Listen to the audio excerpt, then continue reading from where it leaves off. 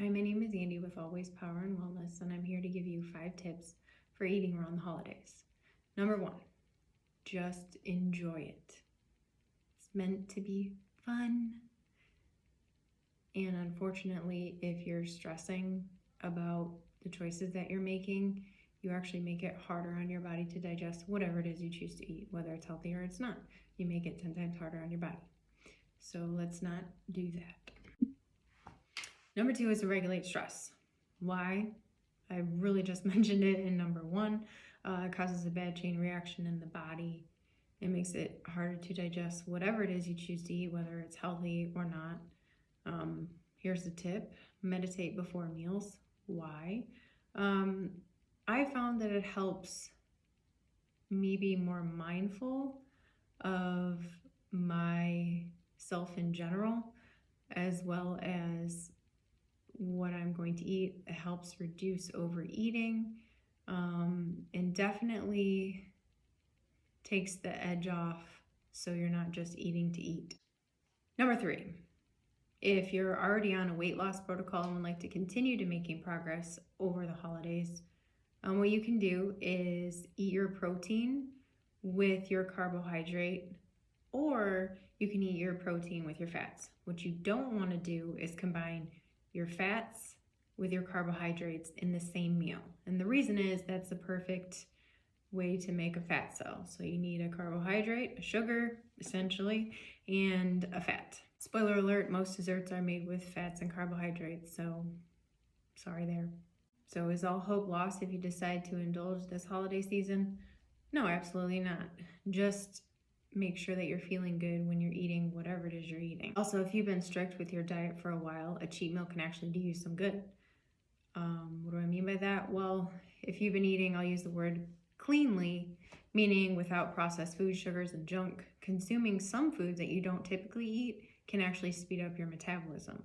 And this is part of the basis behind the cheat meals or cheat days. Having said that, we're going to move on to number 4, which is don't eat any food that is not good for you. I'll explain what I mean. Regardless of what it is, if you have a food sensitivity, it produces inflammation in your body, it's simply not good for you. This can be fruits, vegetables, sources of protein, which typically have the biggest immune responses to them, aka anaphylaxis. But bringing it back from the worst case scenario, again, anaphylaxis, when a food causes an unfavorable reaction in your system, it's best to steer clear of it. Unfavorable reaction? Well, gas, bloating, cramping, diarrhea, indigestion, or fatigue due to inflammation. Now, I'm not going to get into all the reasons why inflammation is bad in the body, but just know that it is something that works against the harmony of your entire body, and there are many negative downstream effects. I'll give you an example. If I eat Brussels sprouts, I'm bloated and uncomfortable for 3 days. So to my body, they are a no-go, even though they are a very healthy and delicious vegetable with many health benefits. Now, sometimes you're not going to know what makes you feel icky until you try it. Also, it can change. My suggestion is to listen to your body, but you can keep a food journal. This is a document that shows what you ate, when you ate it, and how you felt afterwards. This can be in the form of pictures with a symbol 1 through 10 scale of how you felt after you ate it, or more complex and written out. But my favorite thing is to get a food sensitivity test. Only really. I've seen Groupons for them online. They are super simple and very helpful in letting you know what foods to avoid. I will say the most helpful thing that you could do would be to get a stool analysis, which will tell you everything about the good and bad bugs in your gut, inflammation, and plenty else. However, they're sort of expensive. Sorry, poop is part of the system, folks. Gross as it may be, it tells us a lot. Anyway, number 5 is to stay hydrated. This goes for literally anyone, but especially those looking to have a few cocktails. Drink lots of water. Smiley face.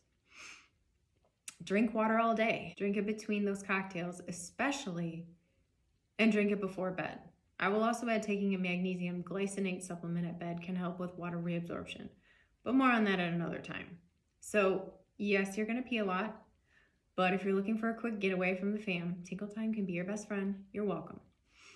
Drinking all this water will help your body eliminate the stuff it doesn't need and reduce hangovers the next day. Tip: water matters. Try not to drink purified water. There's some stuff in there that's hard on your system, so spring is better, but this is a huge topic for another day. Sigh. Also be mindful of all the sugar in your drinks too.